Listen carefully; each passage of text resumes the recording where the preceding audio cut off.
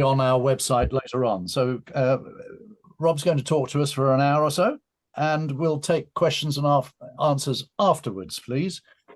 But if you're absolutely busting to say something, then wave an electronic hand and we'll notice you. And come to you as soon as we can. So I think with that said, we're off and running, Rob. Over to you. Okay. Well, this talk is ultimately about the Ordnance Surveyor's drawings, known as OSDs. There is a danger here that half of you will say, boring, I know all about that topic. And another quarter will say, oh dear, that's a terribly convoluted subject. So I would ask you, please don't go away for at least 5 minutes so that I can convince you this won't be boring and it won't be unmanageably complicated. To start with the bit you all know, from 1800, areas needing survey were divided into manageable chunks, and each chunk was allocated to a surveyor.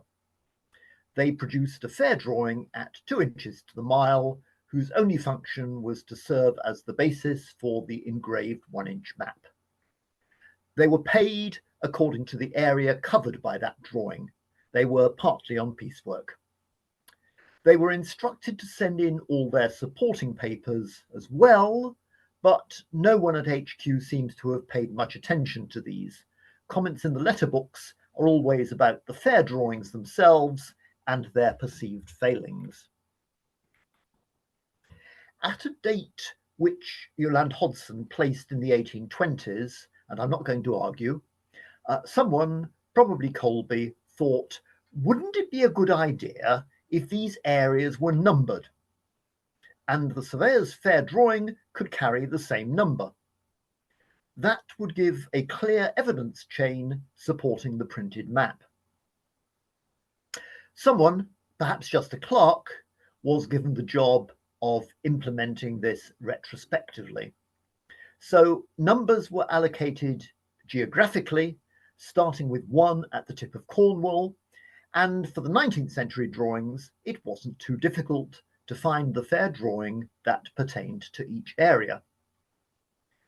For the early stuff, especially in Kent, it was a complete mess. There were multiple drawings pertaining to a given area. The areas covered didn't quite match. So we end up with OSD 100 Part 1, OSD 100 Part 2, and then 4 more drawings, each called simply OSD 100. The clerk had a difficult job because anything declared an OSD became a sort of national treasure. The rest might not be bound for the skip, but they were consigned to the outer darkness of supporting material. And if they weren't binned about 1872, they went up in flames in 1940. The point I want to make from this is that OSDs are to some extent an artificial class, the result of selection decisions by someone who certainly wasn't a professional archivist. At some date, someone with access to material now lost made pencil notes on some of the OSDs using the records of the payments to surveyors, in some cases, to say when an OSD was sent in. But these notes may be decades removed from when drawings were made, so one ought not to assume the annotator is an expert on the material. Then, probably in 1947, someone wrote a serial number on each piece of paper, so for the first time we have an unambiguous reference for each document. In 1989, Yolande Hodgson wrote a catalogue to accompany the publication of microfiches. Then, I seem to recall it was in the 1990s, BL put them online. Most recently, the scans have been moved to Wikimedia Commons, so now one can browse them at leisure, place related documents side by side, and do all sorts of things that simply weren't possible in the last century. One item that emerged from this scanning process, which had not been in that catalogue, was the reverse of an OSD 100 backing sheet on which slips of tracing paper have been pasted. Come on.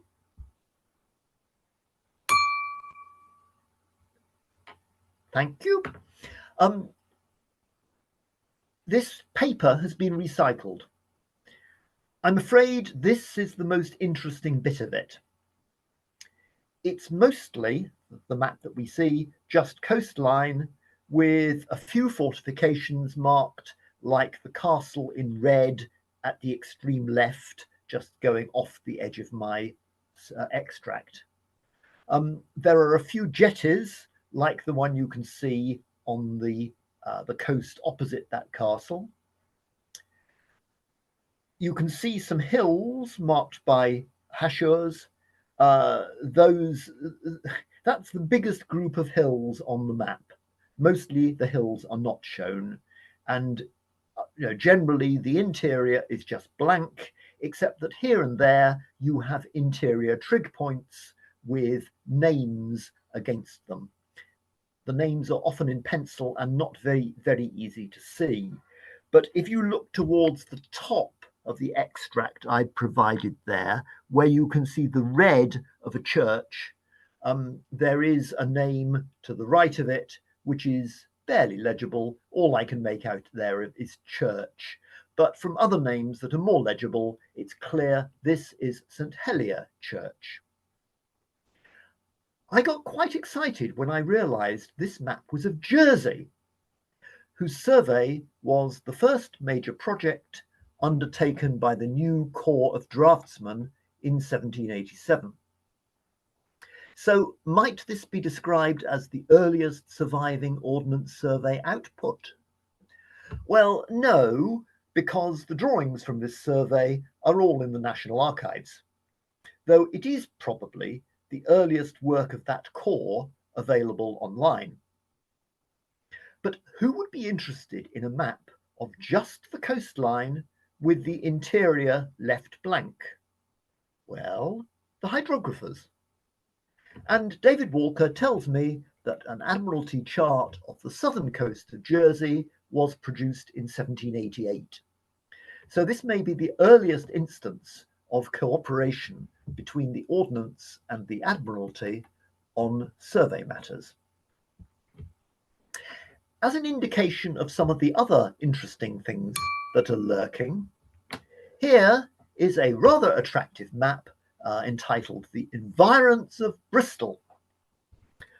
What seems not to have been remarked on hitherto, down at the bottom, is the word published in the bottom margin. That, in practice, implies the intention to print it. Indeed, a pencil note that you can't see there observes that no price has been specified. This then is effectively the model for the engraver. There is no scale bar, but the size of the writing precludes any further reduction. Thus, it seems that the survey was planning to issue a district map at the 2-inch scale. The incomplete marginalia tell us, I think, that this never came to anything. I presume there wasn't engraving capacity to spare, but it's an intriguing idea. One of the things that motivated me to look at the OSDs was OSD 75, a 3-inch drawing of the coastal district of Hampshire facing the Isle of Wight, which seemed to prefigure the published 1-inch map, which also includes a portion of the mainland. What persuaded me that I was barking up the wrong tree was the boundaries of this OSD. To the east, it extends a mile beyond the county boundary at Emsworth, and you can probably see the map. Yes, you can see the eastern edge of that map on the right-hand extract on that slide. And to the west, it stops a couple of miles short of the county boundary, leaving out some insignificant heaths, where a stream simply called the Bourne trickles down to the sea. obviously of no value whatsoever. It is drawn right up to the neat lines to the west, north, and part of the east. There seems to have been an attitude that showing a little bit of Sussex was a work of supererogation. The western end actually fell, I suggest, within the responsibility of the garrison at Poole, and there may already have been an adequate map for the narrow strip of Hampshire at the west end that's been left out. The idea I'm floating is that this is a Hampshire map whose association with the Isle of Wight is incidental. By 1795, there was a clear military requirement for a map of the coastal zone of Hampshire, because landing a force of Marines to attack a dockyard from the land side was a fairly standard operation of war. Defence of the immediate area was the responsibility of the Portsmouth garrison commander, but the wider area was the responsibility of the militia acting under the Lord Lieutenant. Militia forces did not expect to operate outside their own county, so a map that covered Hampshire only does meet a specific military need. The implication of my argument is that this map is not a drawing that supports something else. It is an end product in its own right, and possibly it existed in multiple copies.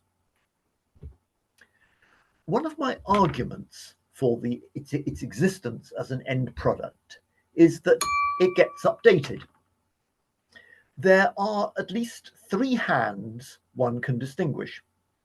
First, there is a character I call Black Biro Man. Don't worry, I'm not suggesting that the new roads you can see drawn in here are actually in biro, but they're about as elegant as if they were. Black Biro Man concentrates on roads, but sometimes has to do associated alterations. If you look at the top left part of the map, which is part of Fawley, you've got a whole section of new roads where an area of heathland had been enclosed. And along with those roads, you can see new field boundaries that you can recognize as being new because they are blacker than the field boundaries on the older part of the map. These new field boundaries, I might add, are purely nominal boundaries. They're just indicating this is an enclosed area. Whereas on the rest of the map, what you see are actually a good reflection of the real field boundaries. So we've had Black Biro Man. Then we have a character I call the Lettering Maestro. There was a military need to expand the names. Remember, you don't have grid references, so place names are essential for issuing orders. And you have a country of hamlets where Brook, that you can see down in that bottom extract, is actually the name for a whole little group of hamlets. When the map was drawn, Brook was thought adequate. But if you look at what was done in the left-hand extract, which is OSD 75, we now have a new name, Great Brook. A lit has been added in front of the old Brook, and we have another hamlet up at the top called Brook Lane. And it's treated here seemingly as the name of a hamlet, not as the name of a road. I would be hard-pressed to argue from appearance alone which of these names really were additions. The Lettering Maestro is jolly good at copying the style. But fortunately, the mainland part of the Isle of Wight the mainland part of the published Isle of Wight sheet was copied from the original OSD 75 before the amendments were made, and the Hampshire sheet was copied from the OSD 75 after the amendments were made. So down at the bottom, that little extract you've looked at already, just showing Brook, is from the Isle of Wight sheet. And if you look at the the top right-hand extract, that is the 1-inch Hampshire sheet showing the alterations that have been incorporated. But you will see that Brook Lane is now treated as the name of a lane rather than seemingly as the name of a hamlet. Continuing with these different hands, we now have the corrector of misspellings. If you look at the left, you will see an R has been inserted in the name Buckler's Hard. And we have some corrections where we have Great Saltons down at the bottom that has been deleted. This could be Black Biro Man again. It's not exactly elegant work. And then there is another man who doesn't seem to be able to produce a satisfactory black ink. His ink is grey and his letters tend to be a bit fuzzy. So if you look at the drawing of Titchfield on the top, you will see to the left of it St. Margaret's, and you will see further left an abbreviated Titchfield Lodge, not very clear at all. And down at the bottom in the centre, I've shown you the Isle of Wight sheet. So this is what Titchfield was like before those alterations were made. And you see that neither of those names appears.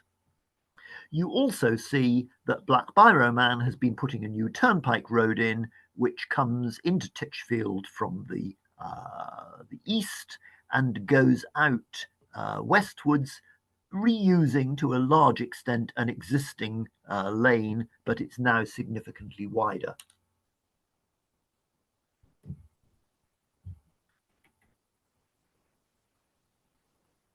Now, the engraving of the Hampshire sheet, where are we? Yes, the engraving of the Hampshire part of the Isle of Wight and of the Hampshire sheet itself seem to have been scarcely a few months apart. I find it plausible that between those two events, a surveyor was sent round to do revision. I do not find it plausible that 3 or 4 separate surveyors went round in that short period. Therefore, OSD 75 is not a revision document for the 1-inch. There is a separate revision document now lost. That is reflected in the 1-inch, and the changes are at some time or times incorporated into OSD 75. And that explains why Brook Lane can be interpreted as a street name on one map and as a hamlet on another. It also explains why around Portsmouth one can find names on the 1-inch that don't appear on OSD 75, and other names on OSD 75 which don't appear on the 1-inch. Finally, the bottom right extract there is one of the final additions made to OSD 75. What you see there, that Roman numeral 75, and I'm sorry, it's just a fluke that it happens to be the same as the OSD number. That is the number of one of the Hampshire 6-inch sheets. And there's a group of numbers that have been applied along with the sheet lines of the earliest Hampshire sheets of the area to appear. Isn't this dreadful, you may say, to use what was by then a 70-year-old manuscript as an index diagram? That's not how I see it. Until those maps appeared, OSD 75 was in many respects the best map that Southampton had of the Portsmouth area. What those pencil lines indicate is that on one side of the pencil line, it's now been superseded by the new 6-inch. On the other side, it's still the best map. In other words, this was a working map as late as 1870.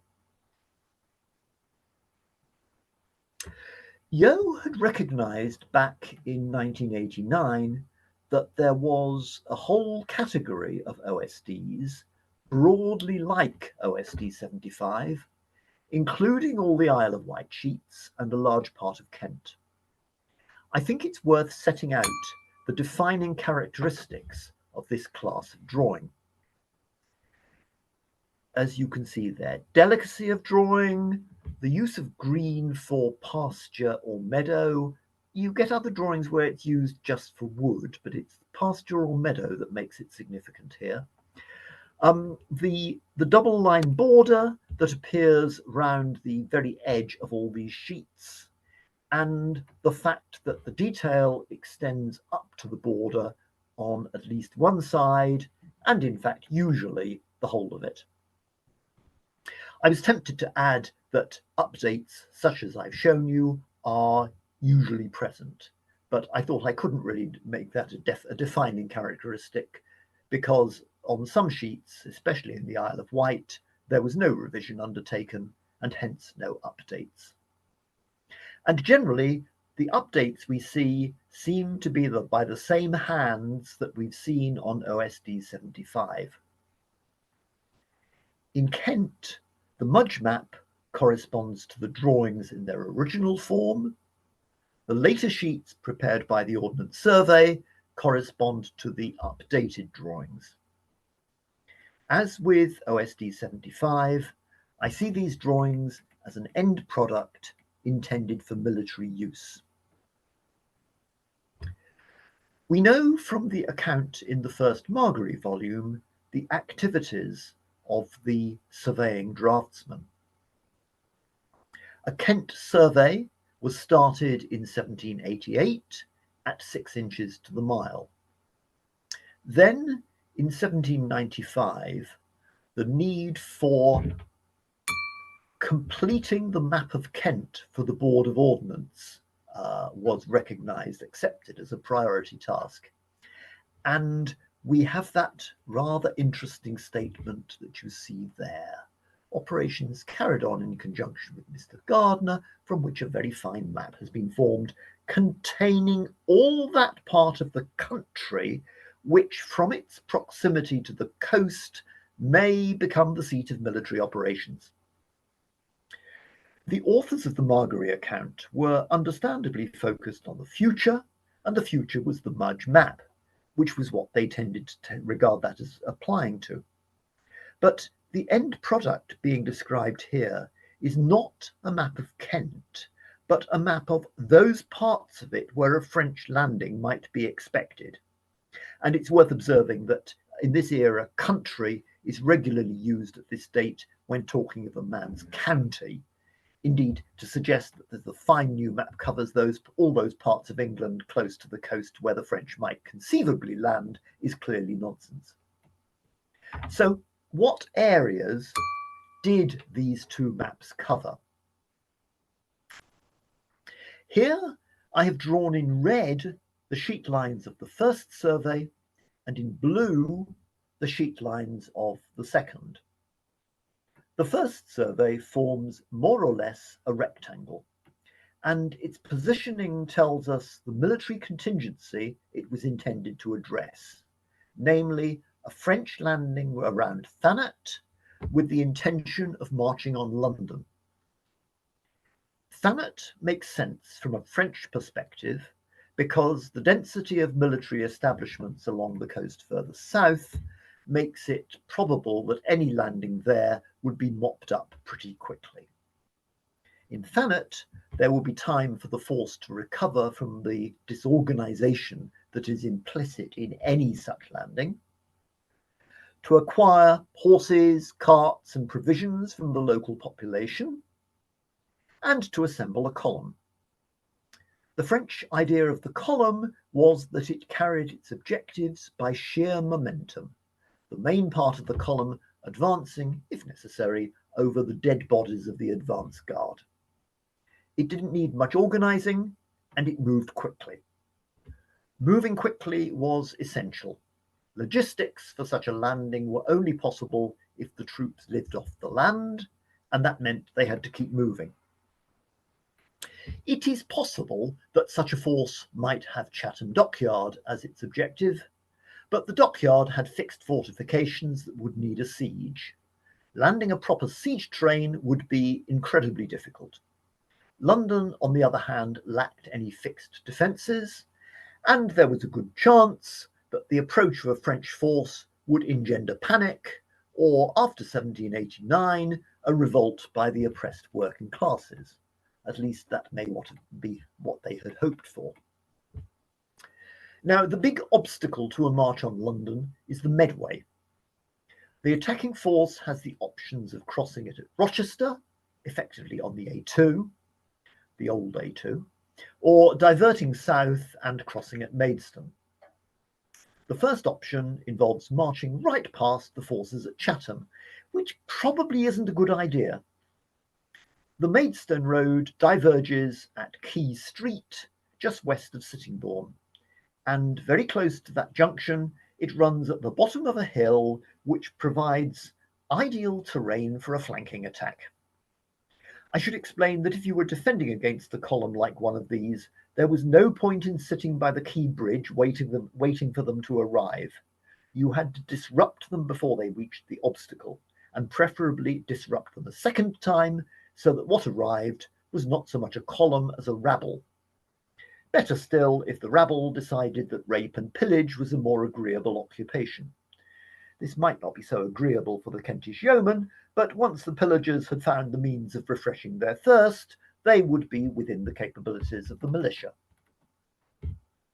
The point of this digression is that a map for defending against a threat of this nature needs to cover the country east of the Medway as far as Quay Street, and that is exactly what this map does.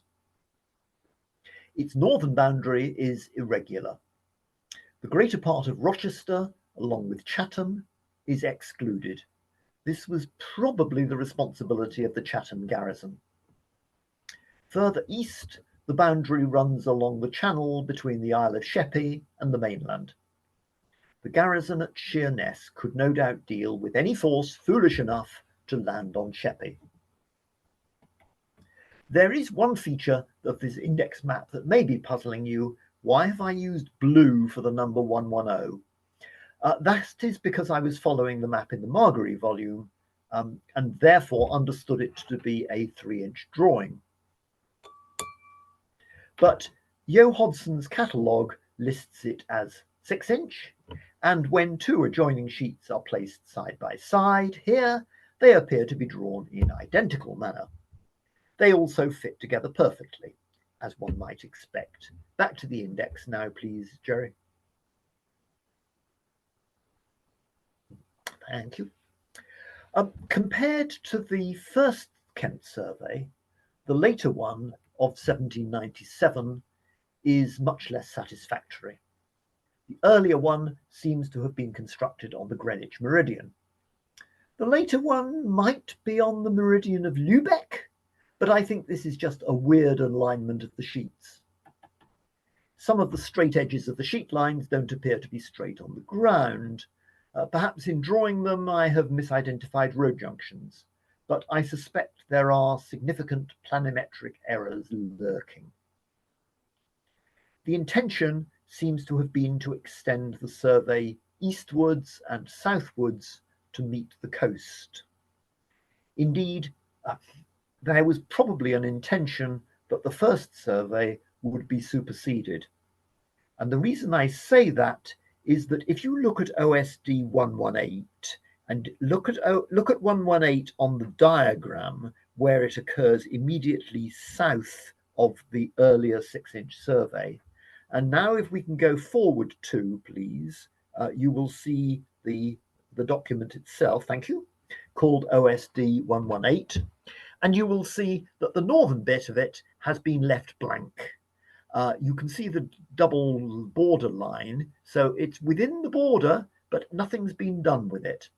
And where it goes blank corresponds to where the 6-inch survey starts. So I think there was an intention here to fill in that area from the 6-inch survey, perhaps even within revision. In the event, it seems to have been terminated in a hurry. The western edge that you can see on 118 is the sort of route along roads that was customarily used in defining areas to be surveyed. Although if we go back to the index diagram, please. There, thank you. The western boundary of sheet 102 around Wadhurst, where you have that funny little extension which is almost cut off. That's weird. I don't know how they did that, why they did that. On this index, I have drawn the county boundary in yellow, and there does seem to be an implication that, at least by the time they terminated it, they weren't really interested in covering Sussex. But if you look at 104, and I'm afraid a lot of 104 goes off the bottom of what I drew, you can see that 104 extends well to the west of the county boundary. So perhaps we're seeing a change in the anticipated output. But what seems to have happened when they stopped doing this was that, having previously decided that they wanted a neat rectangular map of the eastern half of Kent, they've now decided that their end product is going to be a 1-inch map of the whole county, which of course was what was produced in the end.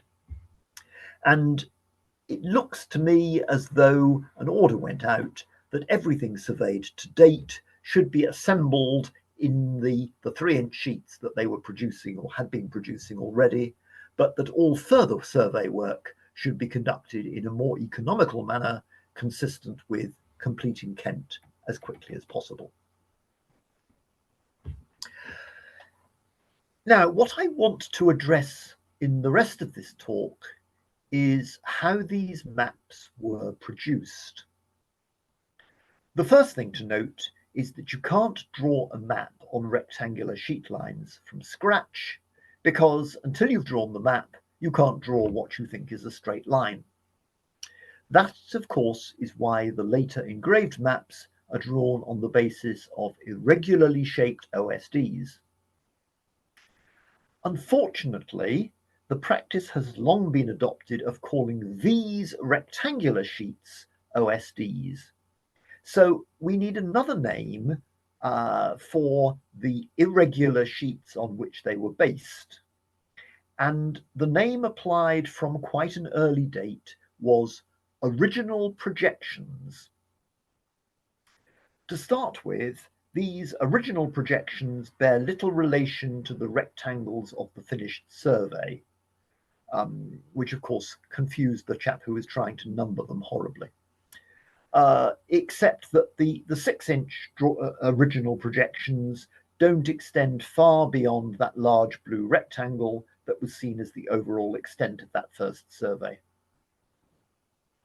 In the course of the second survey, this parsimony or caution was applied for each of the intended fair drawings, which seems to imply a concern that the whole project might be terminated prematurely, or maybe it was just that they wanted the finished drawing to be ready as soon as possible in case the French took action.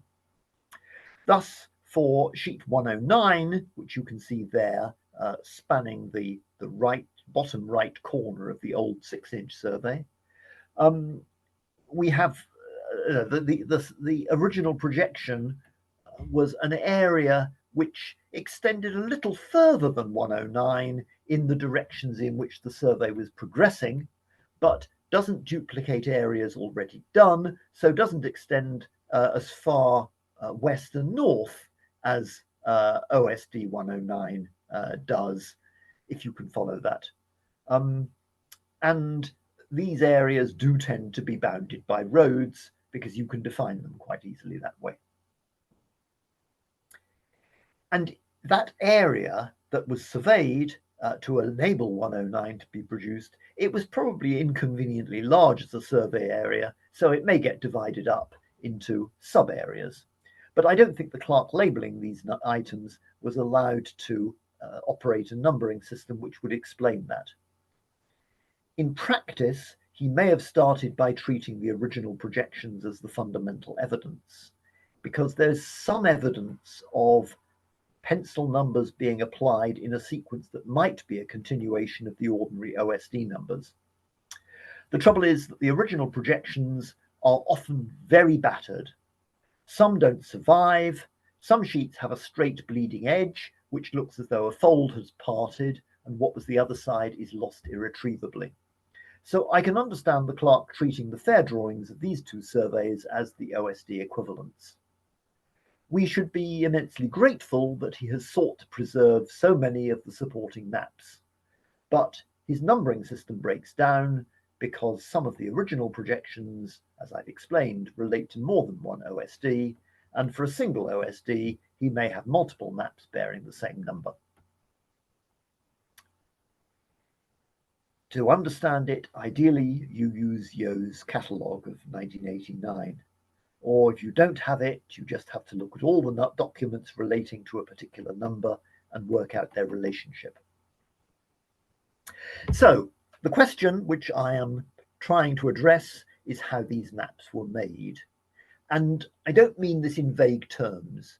My aim is that you should be able to go out tomorrow morning, if only you have the equipment, and produce a respectable map of your locality following these processes. So the standard process for this mapping is threefold. Can we go forward, Jerry, to the first slide with text following the index? So it's about 3 forward. That's it. The normal way of producing a map over quite a long period involves potentially 3 stages: trigs to act as control, traverses to put the bones of it in, and sketching to fill the gaps. Now, that structure is recognizable across several centuries, sometimes with elements missing. Thus, Speed's town plans lack any form of control, so far as I'm aware, but used traverse and sketching, while plain tabling fixes lots of points by triangulation and dispenses with the traverses. The original protractions have quite a high density of fixed points. If we take the area around Margate, where the drawing is particularly clear and the terrain well suited to triangulation, we find a distinction between the proper trigs, which may be church towers or maybe temporary flags, but which generally have bearings to several other trigs. And then there are points that are fixed by just 1 or 2 rays. Indeed, here we have one of the 1 ray points where you can see 1 ray going to that mill. Well, you can't fix a mill on the basis of 1 ray. So my interpretation of this is that one angular measurement from one of the trigs has been made to this mill, and it's been drawn in as a demonstration of accuracy rather than as a means of constructing the map. In fact, generally, the trig diagrams on the face of these plans are of the nature of a demonstration, because lines are drawn which stop precisely at the point being fixed, with not the slightest hint of a continuation that's been erased. As Yo pointed out in her catalogue, the construction was often done in mirror image on the reverse of the plan, and the points were pricked through. The overall result of this is that there is 1 proper trig or a fixed point on this particular sheet about every 4 square miles of terrain. And that's quite a dense network. The implication of this density is that traverses were regarded as fairly inaccurate. And so if we look here at coastal marshes, we can see that that mound beneath the E of ore, which it's probably Saltons, that has been used as a proper trig point. But if we look at if we go west from that, almost off the edge of the map, On that double line, which represents an embankment, you can see that one of the corners has been fixed, and it looks to me as though that is not so much fixing, not so much a mainstream trig point as just fixing a point on a traverse for the to make it a bit more reliable. And of course, that must have been a flag. In later eras, such a point might have been fixed by resection, but because often just two rays are drawn, we can be confident that they weren't using resection at this date. During the period covered by the OSDs as a whole, there were major changes in the quality of traverses. So I'm going to go forward now to 1817. And what we've got here is, it's really rather odd. It's a traverse that is drawn quite neatly, but all by itself. And it's not just a matter of measuring where the road that they were working the traverse along, where that goes. We've got side turnings drawn, and other details suitable to appear on the finished map is also observed and recorded fairly faithfully, to judge by its careful drawing. You will not normally see a single traverse drawn like this. In fact, what we see here is completely mad so far as map production is concerned, because we've got a long traverse closed on a building that you can see top right, whose position has been fixed trigonometrically. There is a closure error, which isn't stated, I think because it's regarded as satisfactorily small, but normally that traverse would now be adjusted by distributing that error along its whole length. And there's no point in drawing it neatly like this until that adjustment has been done. On top of this, the traverse has passed close to a couple of what seem to be trig points at churches without connecting them with them as a check on error. Why?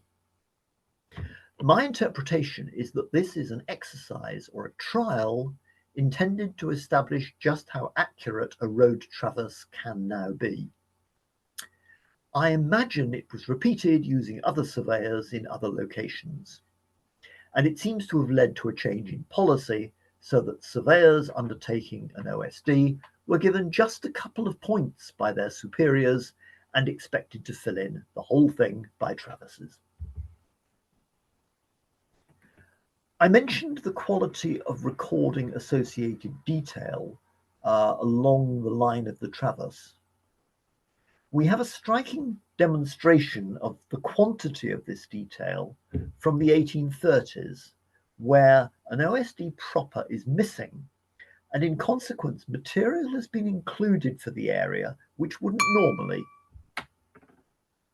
So what we've got here is just a diagram of the traverses within a particular area. And I want to draw attention to the numbers in red. These are not heights. They rise to more than 500, and around Kettlesborough, for example, the ground barely reaches 200 feet. They must, I think, be the page numbers from the surveyor's notebooks. So over 600 pages of notebook covered this one OSD. And these notebooks were the underlying record for all that detail adjoining the traverse. I suspect diagrams like this normally lived with the surveyor's notebooks as an index diagram, and this one has been transferred to the OSD class to fill an embarrassing gap. From that same gap, we have this on the left, I should explain, which is a map with all the traverses drawn, but nothing more. Why production stopped at this point, I have no idea, but we can compare it against the published map. And that makes it clear that the edges of commons, where shown on the map, are based on traverse. So if you look at Mel's Green, for example, which sits beneath the name Mellis on the engraved map, you can see the corresponding boundary traverse on the drawing to the left. And if you look at Great Green to the north of Burgate, then again you can see that a traverse has been run around the edge of it. The road network has been done pretty thoroughly, even including the odd little dead end. But we don't have any woods and we don't have any streams. At this point, those of you who remember the Margery introductions may say, but we've got Mudge's account of how the maps were made, and he specifically mentions traverses along streams and around woods. I fear that Mudge was harking back to his youth, surveying an unenclosed landscape. By 1800, the ideal that every enclosure surveyor was aiming for was the ring-fenced farm. Every farm a compact and connected group of fields without any other farmers having rights of access across the land to reach their own fields. Each ring-fenced farm, in principle, sits behind an unbroken ring fence. And the poor surveyor who wants to run a traverse across that ring fence because he's going around a wood or up a stream has to go back to the farm entrance and round by public roads to the entrance to the farm on the other side of that ring fence. It's unaffordable in terms of the amount of time it takes.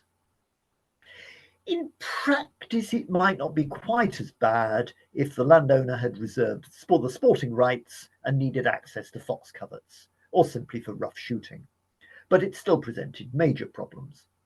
So the surveyors tended to rely on marking crossings of streams on their traverses and joining up the stream on one road to the stream on another, perhaps even in the office.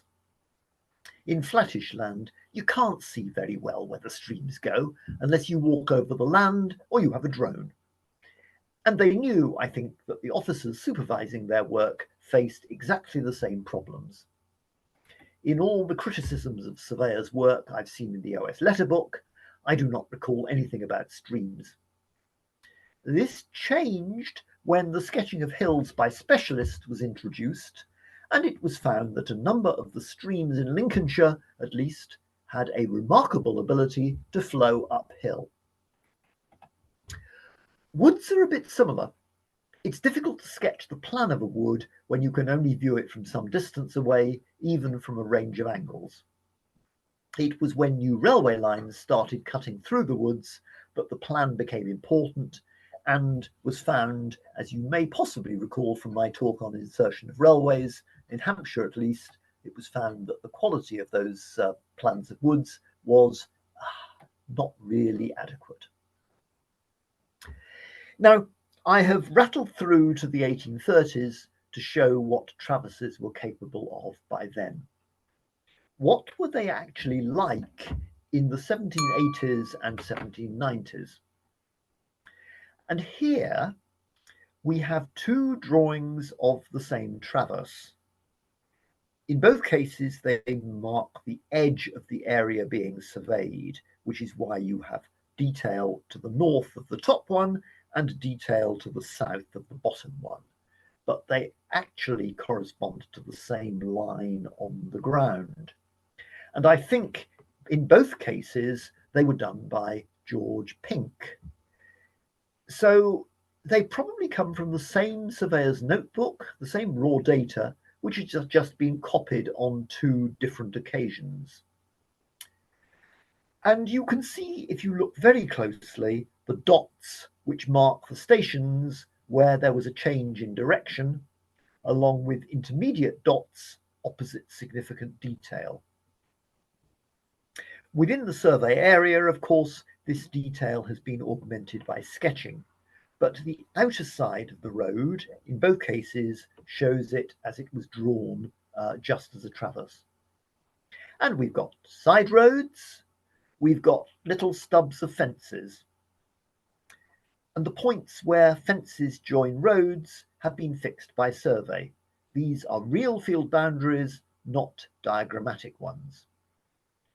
That said, what goes in the surveyor's notebook is somewhat formulaic. So side roads includes private entries, which the surveyor, when he revisits in sketching mode, prefers to disregard. If we want to zoom in, the best comparison is here, where we've got the same little group of houses where the road along which the traverse is being run turns south. So in the northern case, which I've drawn on the right-hand side, we can see the road coming in from the right. It makes a turn to the south, and then it goes off the edge of the drawing. In the southern case, which is now bottom left, we see the road coming in from the right, it goes round to the south, and then it makes another turning. Not that that matters, really. Now, if we look at the northern farmstead, we can see that there is more detail on the northern drawing than there is on the southern drawing. Now, that's not unreasonable, because the northern drawing is sketched as a part of doing that northern area, whereas where we see it on the southern boundary, it's just from the surveyor's notebook as far as I can see. And you can see to the close to the east of the red farm on the north side of the road is shown as an orchard on the northern drawing. On the southern drawing, it's just shown as empty. If you look at the little group of two buildings to the south of the road, just where it turns the corner, you can see that on the northern drawing, it looks as though a little close has been drawn just southwest of the farm itself, which doesn't appear on the southern drawing. And perhaps more saliently, if you look to the right, where the northern drawing has just one orchard, the southern drawing has an intermediate field boundary coming in. I think that's a good indication of the sort of accuracy that was considered acceptable in drawing these maps, or the sort of inaccuracy that was considered acceptable. And if Pink had been asked about it, I suspect he would have said, "I'm producing a military map, not a estate survey." But so that's the sort of detail that we must expect, or that's the detail and the reliability we must expect from traverses. We must now move on to that third stage, the sketching stage. And in order to understand the sketching stage, we need to understand the subclass of documents referred to by the pencil annotator as rough sketches.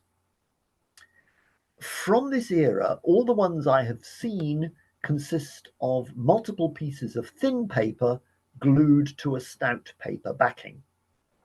They're drawn in black ink without any attempt at delicacy. Names are often added in a cursive hand, not very legible, and the accuracy with which the pieces are joined together leaves more than a little to be desired. It's unsurprising that no one pays them very much attention. Now, I mentioned one of these documents in the context of the plan of the Jersey coastline. The rough sketch in question concerns OSD 100 of Mid-Kent.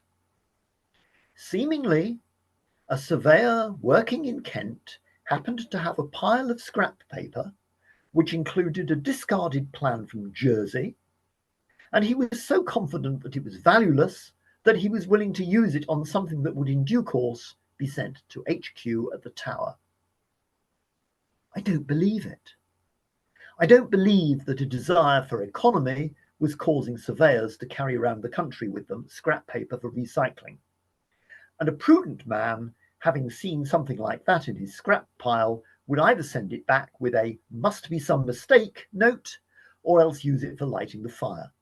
No, this reuse took place, I would argue, at the Tower. And if this rough sketch was assembled at the Tower, so were all the others. These pieces of thin paper are quite translucent. If they're not tracing paper in the strictest sense, they can certainly be used as such.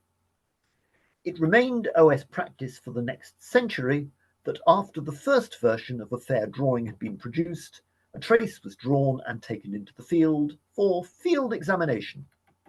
I suggest we have exactly the same process going on in the 1790s, except that all the operations were being performed by the same surveyor, whereas under Colby's developed system, no man was allowed to plot his own work. So these pieces of thin paper are what would later be called traces.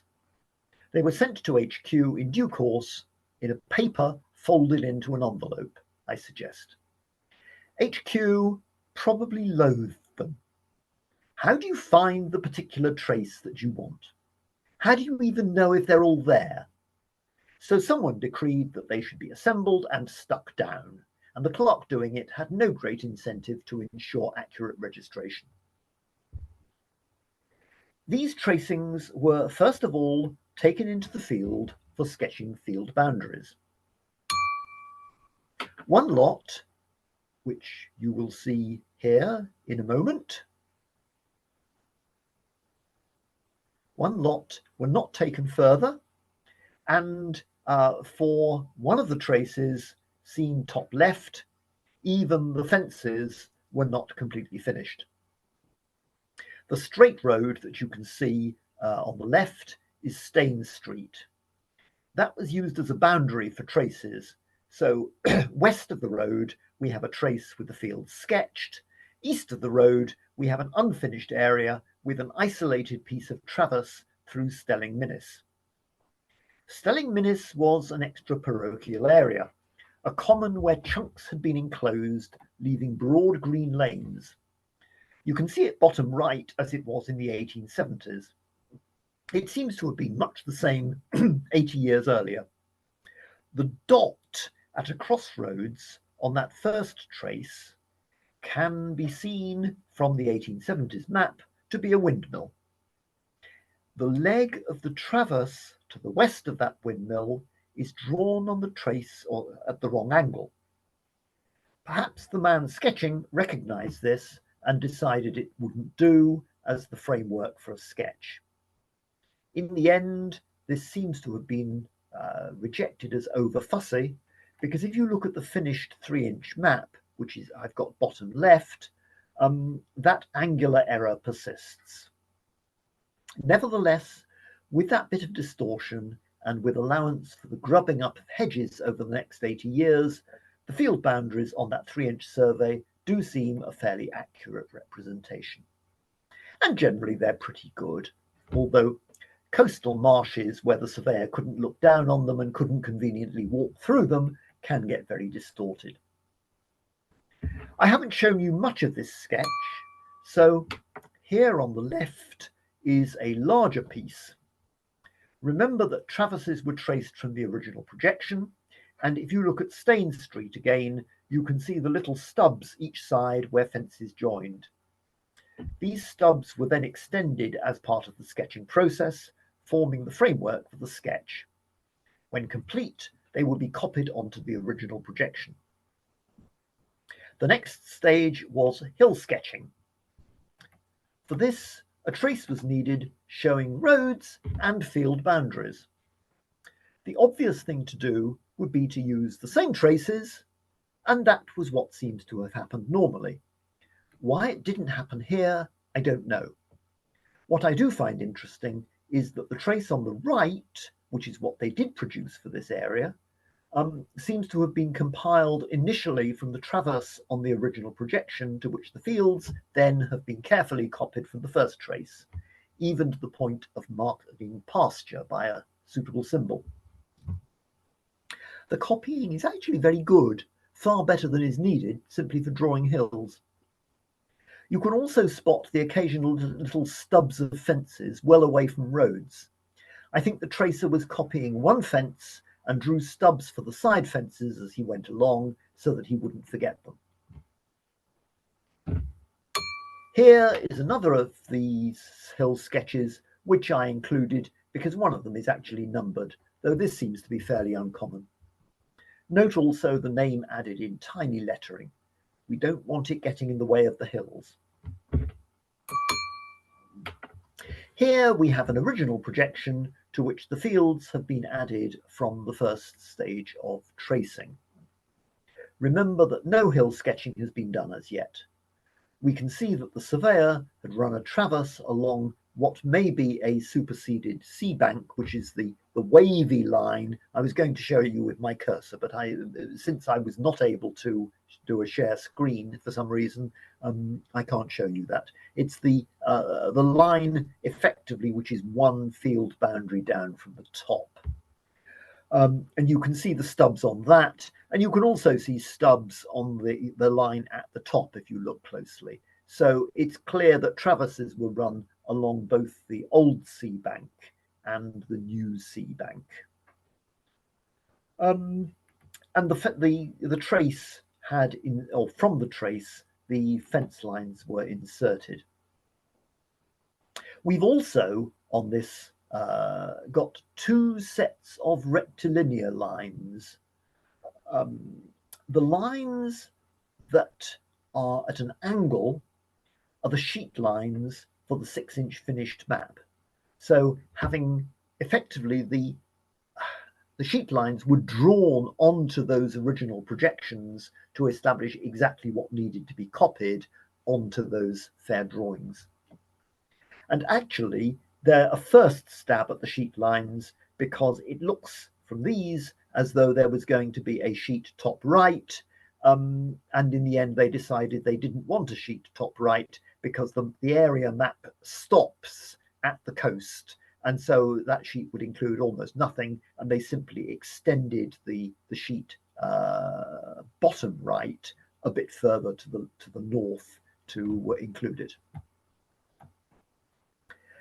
These sheet lines have been drawn, as I was explaining, because they formed the master drawing from which the handsomely coloured sheets we were looking at earlier were drawn. And we can see here we've got the top left one in its original, the original projection, and then down at the bottom the elegantly drawn one. The hills were copied from the hill sketches, but they were copied straight onto the fair drawing. So original projections never have hills. And if you're asking why you can't see the hills on the fair drawing here, it's because it's flat marshland. So that is how the maps were made, broadly speaking. There are still a few loose ends. At what stage names were collected and applied is not altogether clear, though it may be done on the hill traces. Here on the west side of Thanet, we find that where traces overlap, there is a consistency in the addition of names. It's as though the surveyor doing the sketches has decided that Down Barton is important enough to be named. The place is on the boundary of two traces, so he names it each time. And of course, the name is carried forward, but just once, onto the finished map, as you see on the right. This generates 3 categories of document, all counting as OSDs: the original projections, the traces, and the finished map. And the key thing to understand them is that they develop in parallel. You can't just look on them as sequential stages in the making of a map, except that just occasionally something causes the development to be frozen and we see an incomplete form. There is one other problem that we're left with, and that is the two parts of Kent lacking OSDs of any sort: Chatham with the Hoo Peninsula and the Isle of Sheppey. Until a couple of months ago, I would have been happy to dismiss these as random losses of material.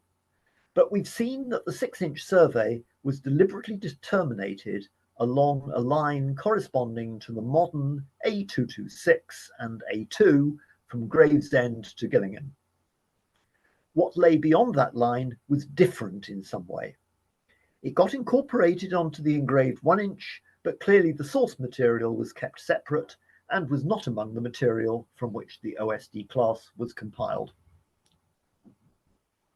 So that's really all I need to say. Final observation, if you need to find these maps, they are, I've given you the file reference there. It helps if you know the OSD number or the serial number. Yo's catalogue is immensely helpful for this. Otherwise, you need to do a bit of searching around. So, are there any questions?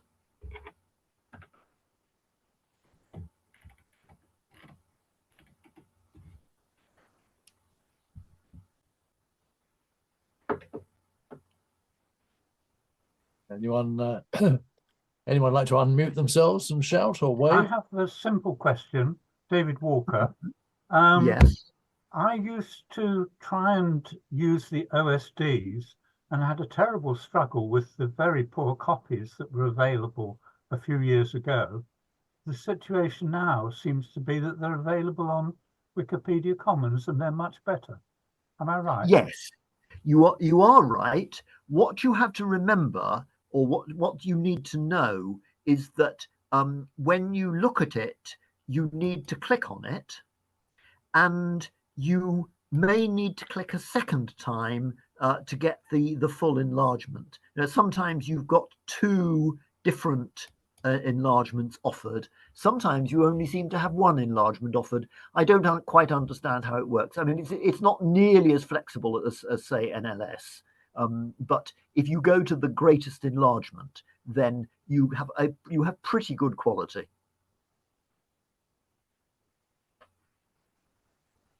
You're muted. Who's waving? David, you need to unmute yourself.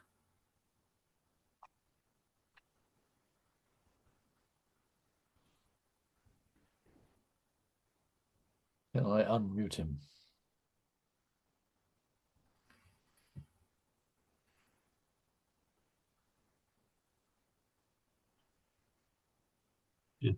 You can't actually unmute anybody. I've found where I am now.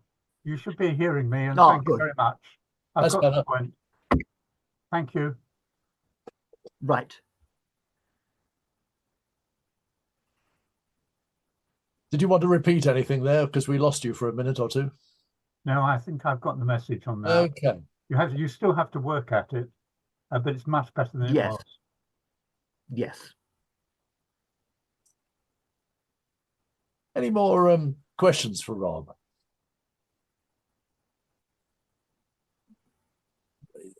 Thank you,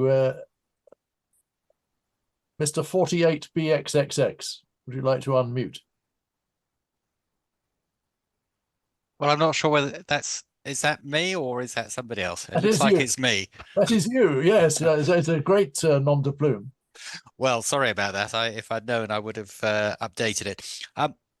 Thank you very much for that, which was very interesting. And I have been trying to use the Wikimedia Commons collection for some years, but my interest is in East Kent, and there's actually a big gap for East Kent, which is, looking at the page now, between 107 to 113 inclusive. And I wondered if you knew anything about why those sheets are missing, or if I'm just looking in the wrong place, please.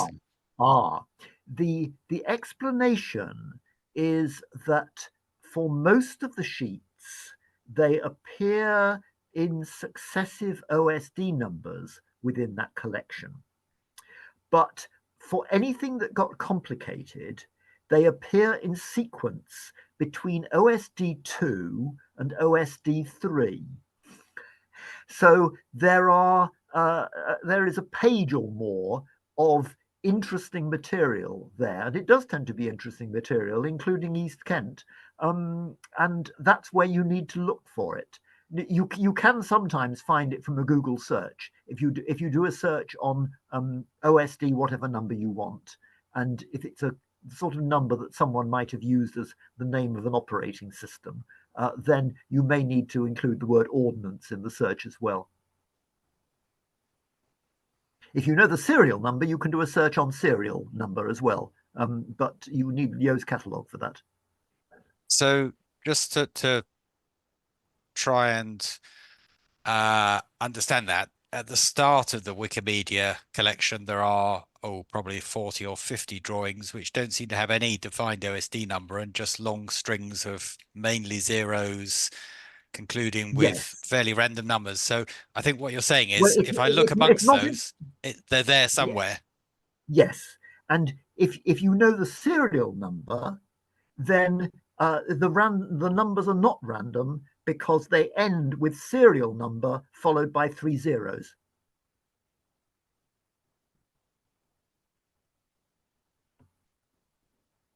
Silence. But if you're expecting to find that they are in serial number order, I'm afraid your expectation is unduly optimistic. They're in little groups, and within each group they're in serial number order. Yes, I think I follow that, and obviously it needs a bit of careful study to make that work. But thank you. I'll take a further look. It puzzles me. I complained at the absence of all these things and was told, oh no, they are there. And I did actually then find them. Good. Any more questions? I must admit, it was a feast of large scale looking at small scale maps, wasn't it? It was a fascinating lesson in drawing, all of it. Rob, could I just ask, Chris. it has been a fascinating talk.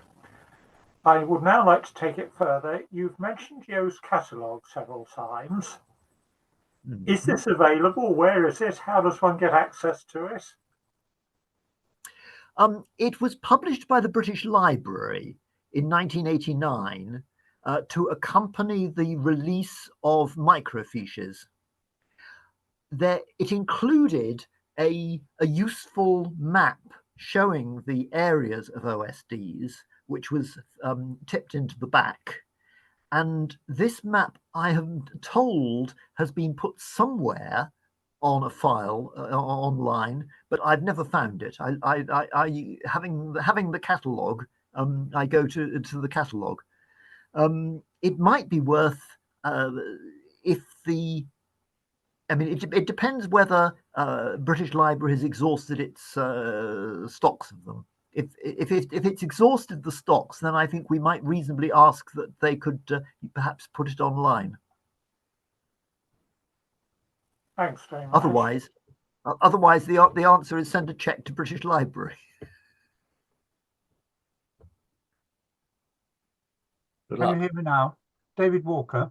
David. On the map that Rob just referred to, I knew where that was a few years ago. If I can find it, I'll let him know, because I think we could do with a short paper in sheet lines to cover some of the ground we've just been talking about. That's my message. Which map do you mean? The Jersey one? No, the index map. Oh, the index one, right? The map of Great Britain with about 200 little numbers on it. Yes. So if someone can find it online, all we actually need is a note of its where it can be found. I'll let you know if I find it. Right. Thank you. Sounds useful. Excellent. Well, Rob, you will see that you will see that it was actually quite, in some ways, it was easier doing this as part of a general examination of a large number of OSDs than it would be if you were looking for a specific area, because I was quite happy to go through, particularly those 40 or so miscellaneous ones, and see what could be found there.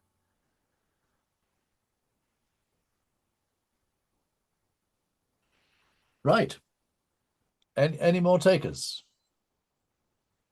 I've got a hand up from our anonymous member there. 48BXXX does it again. Yes, and if Who I are could you? work Sorry. out a way to actually change it while we're online, I would. But sorry, I'll have to Give us look a at that. name. Give us a name to call you. It's Hugh Craddock. And sorry, I'm coming back a second time simply as there seems to be an opportunity to ask another question. And it's this, I'm afraid I have got a bit confused about the difference between the various types of drawings and what we're looking at in the British Library collection on the Wikimedia Commons, because for Kent in the National Archives, there is a collection of drawings which are described as topographic survey manuscript fair copies of Kent and Sussex, surveyed, it says, by Gardner and Yeakill at 3 inches to the mile. And they're in the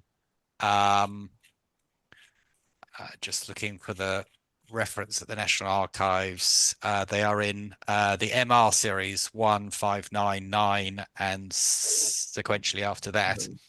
That useless series where they detached maps from their parent collections.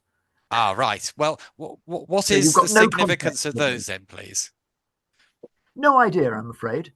I haven't attempted to correlate the OSDs against other material, because the only way of getting at the other material is actually to go along to Q and order it up. Yes, which I have done, and they are superbly coloured copies because they've been stored rolled. So and they don't seem to have been used much. So there's very little of the fading that affects it seems all of the drawings. So what they appear to look like is and if you wish, I can send you some extracts if that would be helpful. Please, yes. Because you seem to be saying that these are identical to the OSDs that are online. Well, to my inexpert eye, they appear to be like the OSDs, but as if they had been drawn yesterday or copied yesterday. Right. Well, I did suggest in the context of OSD 75 that we should not assume that these things existed in one copy only. So this might support that view that they were a finished product and multiple versions were made. Well, I will send you some sample extracts, and you may find them of interest. More and more research. Excellent stuff. Well, I'm going to thank Rob now and bring us to a close, unless anyone has a last-minute question. Thank you all for coming. We reached 27, Rob. Yes. Including us, of course. And thank you all for coming very much. And to Rob for putting together a fascinating bit of new research and a very entertaining, a pretty one to look at. I do like a pretty map. Thank you so much, Rob. And we are lining up some extra speakers now, but if anyone here would like to bring us a talk or perhaps share an evening with other talks, do let us know. There is desperate not to miss anything. What? Well, if you thought the front was a challenge, we're now in the back of the building, the old schoolhouse, and this is the Can you mute whoever that is, please? There's got to be a gem in here. All right, I'll quickly say thank you all for coming. Thank you again, Rob, and we'll see you all again soon with another talk. Have a happy rest of the new year. Thank you very much, Rob. Thank you. Good night, all. Bye bye.